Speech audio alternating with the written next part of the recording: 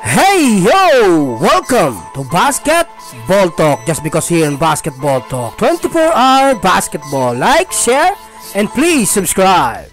Kamusta mga ka-basketball? Welcome po kayo dito sa ating channel, ang Basketball Talk. At welcome po kayo dito sa ating segment, ang 10 bagay, kung saan ay bibigay natin ang 10 bagay sa isang basketball player, PBA man o NBA. Pero bago yan mga idol, niimbitahan kitang mag-subscribe at pindutin mo na rin ang notification bell para ma-update kita sa mga susunod na video. Nag-upload po ako ng video halos araw-araw kada linggo.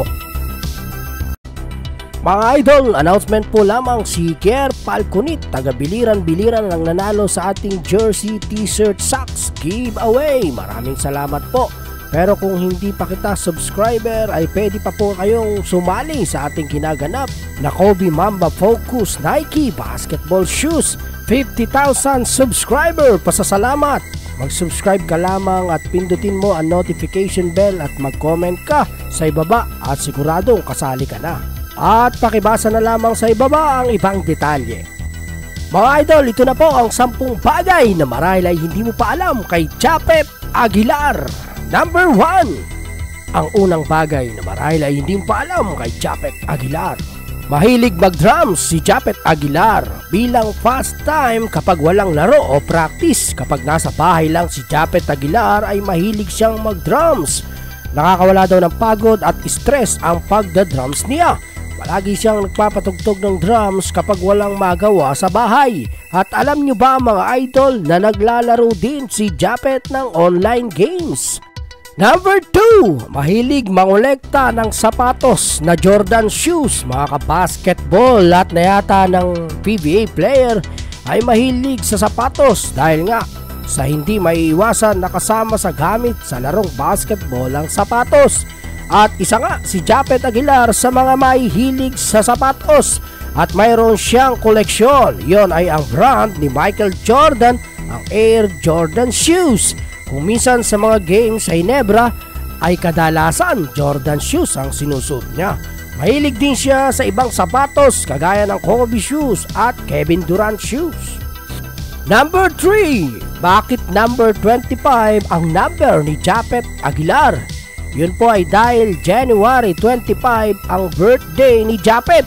January 25, 1987, 32 years old na ngayon si Japet Aguilar. Sa Ginebra uniform ay makikita natin na number 25 siya. Sa Gilas uniform ay ganun din naman, number 25. At kahit noong nasa Global Port, Batang Pier pa siya, ay number 25 ang gamit niyang numero. At naiba lamang daw ang numero niya kapag may gumagamit na ng number 25. Number 4. Mga kabasketball, sa PBA, sino ang idol ni Japet Aguilar? Mga idol, napaisip na ba kayo kung sino ang idol ni Japet Aguilar? O kilala nyo ang idol ni Japet? Sa NBA kasi ang idol ni Japet ay si Kevin Durant. Pero sa PBA ang iniidolo ni Japet Aguilar ay si Dynamite. Yes mga idol, si Dynamite Danny Siegel. Iniidolo ni Japet si Danny Siegel. At alam nyo ba na pati mga dunks ni Danny Siegel ay ginagaya ni Japet? Mababa pa lang daw ang talon niya noon, kaya para magaya ang high-flying dunks ni Dynamite ay nagwo-workout noon si Japet para tumaas ang talon niya. Number 5. Ano ang pre-game meal ni Japet? Hindi siya kumakain ng mabibigat sa tiyan. Si Japet Aguilar bago maglaro ng basketball ay tsokolate at tinapay na may ham lamang ang kinakain niya dahil nabibigatan daw siya sa kanyang sarili kapag kumakain ng kanin. Dahil ayaw niya ng busog siya at iniiwasan niya ang mga kanin. Maaring brown rice pa at tinapay na ham. Bago ang laro ay ganun lamang ang karaniwan niyang pre-game meal. At pagkatapos na lamang na laro ay saka siya kakain ng marami dahil panigurado nagutom siya pagkatapos ng games. Number 6. Ang pang-anim na bagay na marahil ay hindi mo pa alam kay Japet Aguilar. Burger King controversy. Alam nyo ba mga idol, matapos madrop si Japet Aguilar noong 2009 ang Burger King ay nagkaroon siya ng problema dahil mas pinili niyang maglaro sa Smart Gilas Pilipinas Ito ay ang bagay na halos tumapos sa karir ni Japet dahil hindi agad pumirma ng kontrata si Japet Aguilar. At dahil doon, ang team governor ng Burger King ay nagprotesta ng lifetime ban kay Japet Aguilar sa PBA dahil nga sa hindi pagpirma agad ng kontrata ni Japet sa Burger Kings. Dito na pumasok si Mr. Manny B. Pangilinan, ang SBP President. Naging usapan nila na kailangan lumaro ni Japet sa Burger Kings kahit hindi pa tapos ang season bago ito kunin ang talk and text, at dahil doon ay napapayag na pumirma ng 1-year contract si Japet Aguilar sa Burger Kings at naglaro lang ng isang game sa Burger Kings at kinuha ng talk and text. Number 7, Black Shot History sa PBA. Mga kabasketball, pang 15 sa Black Shots History si Japet Aguilar dahil nga sa nabiyayaan ng Tangkaw Labas, Sonitos ng Alaska, Rapi Ribis ng Pure Foods at si Mark Pingris ng Pure Foods din at si Arwin Santos ng San Miguel. At alam nyo ba ang top 3 mga kabasketball sa history ng Black Shot sa PBA? Number 1 si Ramon Fernandez, number 2 si Philip Cesar at number 3 si Benji Paras. Number 8, ilang taon na sa PBA si Japet Aguilar. Si Japet Aguilar ay nakuha sa PBA noong 2009 ng Burger Kings Woofer bilang first overall pick, at mula sa Burger Kings napunta siya sa Talk and Text at sa Global Port Batang Pier. At ang huli nga ay ang nasa Ginebra, San Miguel si Japet. At FYI mga idol, alam nyo ba na sa 2009 PBA draft ay 19 lamang ang opisyal na na-draft sa PBA. At sa 19 na nakuha ngayon, 2020 ay 5 na lamang silang nasa PBA ngayon. Ang iba ay active pa sa basketball pero wala na sa PBA. Ang iba ay naglalaro naman sa MPBL gaya ni Ronnie Matias. At ang 5 natitira sa 2009 PBA draft ay si Japet Aguilar ng Ginebra, Chris Ross ng San Miguel 3rd pick, Jerby Cruz ng Batang Pier 4th pick, si James Sena ng Blackwater 9th pick, at si Brian Faundo na undrafted pero naglalaro ngayon sa koponan ng Meralco. Pero si Japet Aguilar at Chris Ross lamang ang gamit na gamit sa 5 nabanggit, at sila lamang 5 ang natitirang matitibay ngayon sa PBA. Number 9 na ang pang-9 na bagay na marahil ay hindi mo pa alam kay Japet Aguilar.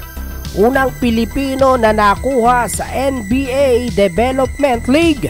Dahil sa kagustuhan na makapasok sa NBA, nag-workout sa Amerika at nakuha ng Santa Cruz Warrior na inahawakan ng Golden State Warriors.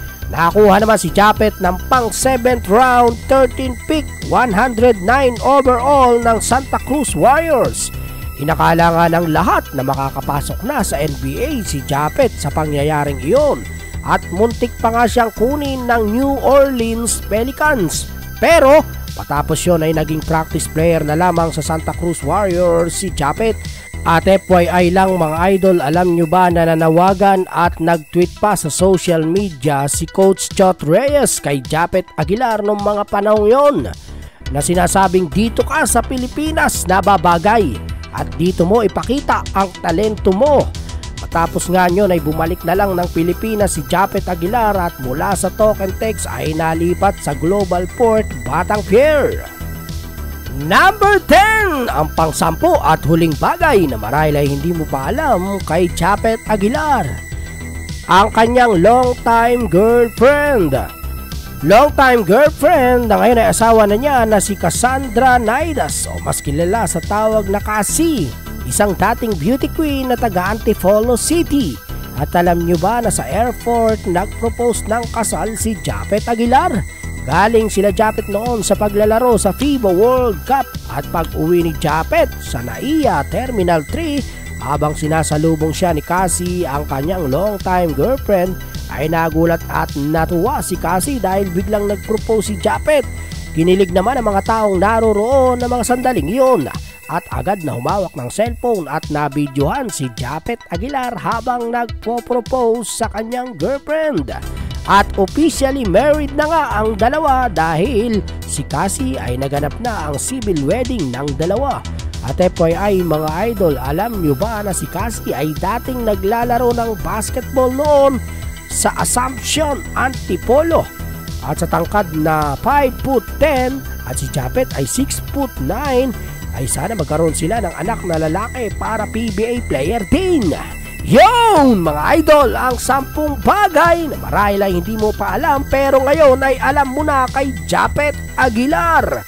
Ano sa 10 bagay na nabanggit ang pinaka tumatak sa isip mo? Mag-comment ka lamang po sa ibaba at babasahin po natin yan isa-isa.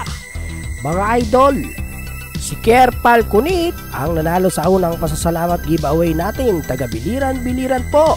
Pero tuloy pa rin ang ginaganap na Kobe Mamba Shoes 50,000 subscriber pasasalamat. Tulungan niyo pa po ang ating channel na maabot ang 100,000 subscriber. Kaya kung hindi ka pa subscriber, ano pa ang iniintay mo? Mag-comment ka na at pindutin ang bell.